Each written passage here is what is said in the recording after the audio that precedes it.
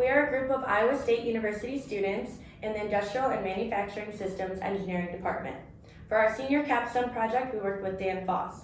I'm Rachel Asota. I'm Maribel Gonzalez. I'm Sierra Kostanek. And I'm Emily Oldham. A little bit about Danfoss. They're located here in Ames, Iowa, where they work on machining, assembling, and testing motors and pumps.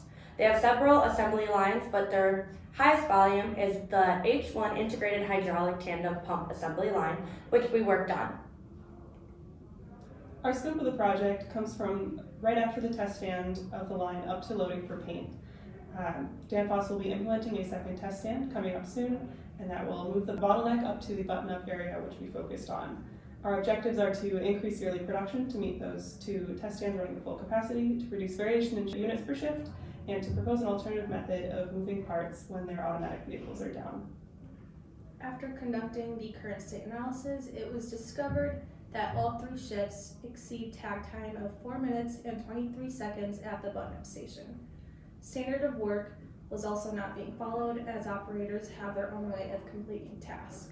The team also experienced downtime regarding the test stand and AGVs not running. We also saw ergonomic concerns regarding draining, as the operator uses an ergonomic lift system to drain the unit over the drain table. Human tech analysis was conducted, which resulted in the operator showing strains on the shoulder and elbows. Our first recommendations for meeting demand and eliminating the bottleneck at button-up comes from a cycle time analysis of our time study data. We split the area into 3 subsections: unload, which is up through draining the unit of its oil, pre-button-up, and button-up, which is up until it gets sent to the paint system. We determined that we would need 2 unload stations, 1 pre-button-up station, and 3 button-up stations to keep up with 2 test stands running at full capacity. This new layout will work with 6 workers, but is also designed to work with a lower staffing model with 4 workers. We do suggest that since the pre-button-up station is so short and has so few tasks, the workers rotate between those stations. The estimated total cost of implementing this layout is just under $1 million.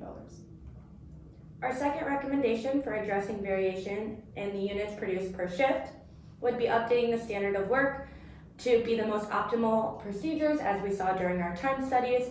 Along with this, updating the MES system that controls the human-machine interface that the operators use. That would be a cost of $200 for recoding. And additionally, extending the KPI to the button-up station. There currently is a KPI system at the test stand, but we would extend it and it would look something like this here on the right, and a cost to implement this would be $10,000. And now for recommendations with moving parts when AGVs are down. All recommendations will put through a weighted decision matrix, with the current method of stopping production earning a 57% and our top recommendation earning an 82%. That is a roll top push cart that would be designed similarly to the images in the right and would cost a total of around $24,000 for the cart itself, as well as recoding of the system to allow parts to be taken off of conveyors.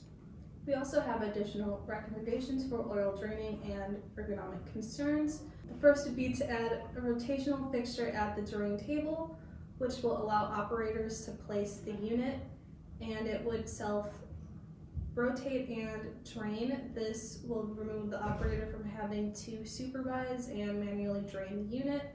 It would be made in-house with a cost of $10,000 for both fixtures.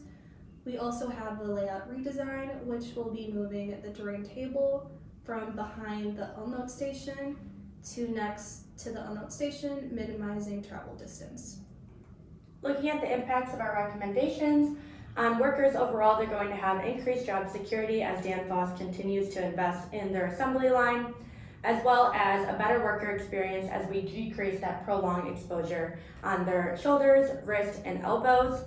Initially, there will be an investment, but overall, it's going to increase profits over time. And the energy and environmental impacts, there's an opportunity to continue to recycle the oil that is being drained from the units, as well as savings in electrical consumption as they move toward human-powered carts. And lastly, the economic impacts. These were calculated using specific numbers, which for the sake of the video are redacted, but in summary, it would result in a 4-year rate of return of 42.6% and an additional $50 million to the company. Thank you for watching our video.